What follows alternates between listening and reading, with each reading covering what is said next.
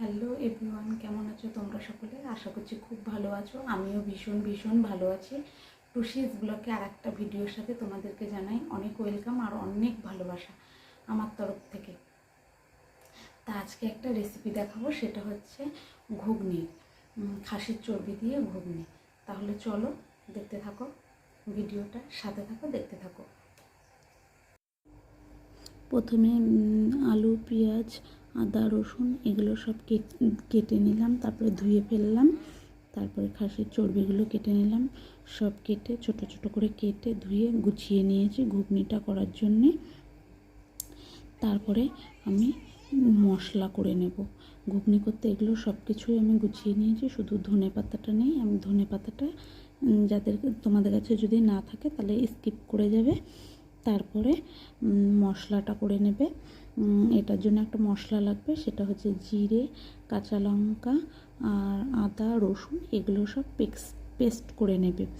তার জন্য গ্রাইন্ডারে আমি জিরে নিয়ে নিলাম 2 চামচ। তারপরে কাঁচা লঙ্কা দিয়ে দেবো, আদা, পেঁয়াজ, রসুনগুলো দিয়ে দেবো অল্প হালকা করে, অল্প কটা পেঁয়াজও দিয়ে দেবো। সব দেখো এক এক করে আমি দিচ্ছি। জিরের পরে আদা দিয়েছি, তারপরে রসুনগুলো দিয়ে দিলাম, তারপরে কাঁচা লঙ্কা দিয়ে দিলাম, এরপরে পেঁয়াজ দিয়ে দিলাম হালকা করে, অল্প কটা, যে কটা কেটে রেখেছি তার থেকে অল্প করে নিয়ে নিলাম। নিয়ে পেঁয়াজ দিয়ে দিয়েছি। এবার কড়াইয়ে তেল দিয়ে দিচ্ছি।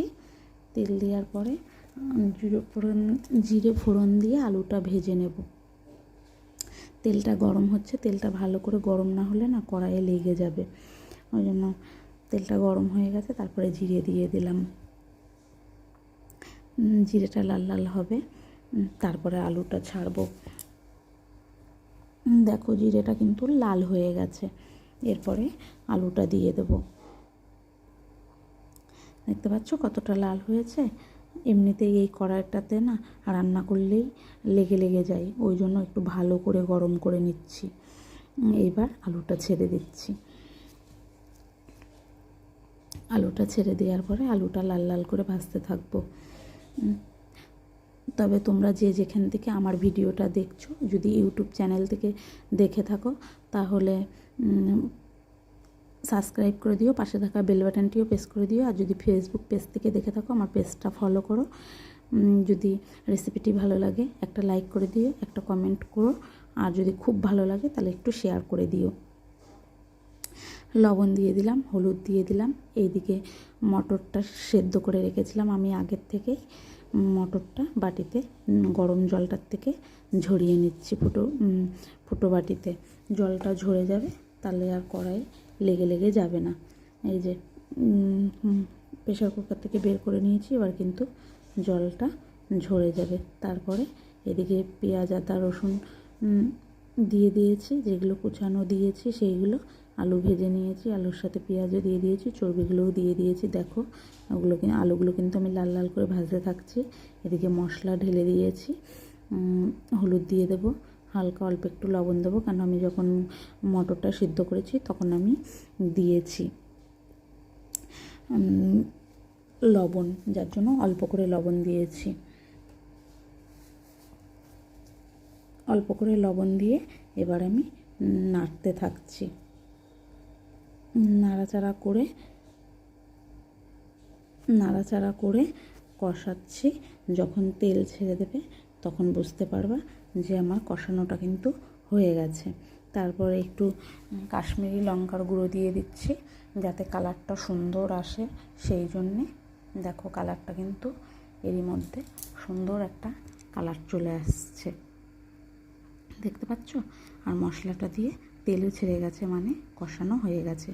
এরপরে আমি মটরটা দিয়ে দেবো, নাড়াচাড়া করে মটরটা ঢেলে দেব। দেখো মটরটাও কিন্তু ঠিক পারফেক্ট সিদ্ধ করে নিয়েছি, খুব বেশিও হয়নি, খুব কমও হয়নি, শক্তও নেই, নরমও নেই। দেখেই বুঝতে পারছো, নাড়াচাড়া দিচ্ছি, দেখে বুঝতে পারছো।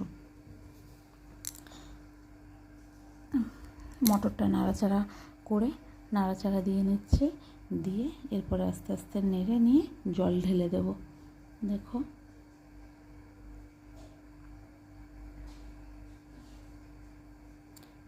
কালকে মাংস রান্না করেছিলাম, ওই চর্বিটা ছিল, রেখে দিয়েছিলাম ঘুগনি খাবো বলে, তো আজকে বানিয়ে ফেললাম ওই জন্য ঘুগনি। চর্বিটা দিয়ে আমি যদি ভাবতাম তাহলে চর্বির বড়াও করতে পারতাম, তা ভাবলাম থাক, বড়া আর করবো না, ঘুগনিটাই করে ফেলি। ফাইনালি কিন্তু আমার ঘুগনিটা রেডি হয়ে গেছে, দেখতে থাকো। তো চলো বন্ধুরা, আজকের ভিডিওটা এখানেই শেষ করছি। তোমাদের কীরকম লাগলে জানিও। আগামীকালে আবার নতুন একটা ভিডিওর সাথে দেখা হচ্ছে। আজকের মতো টাটা করছি, ততক্ষণ সবাই ভালো থাকো, সুস্থ থাকো, বাই।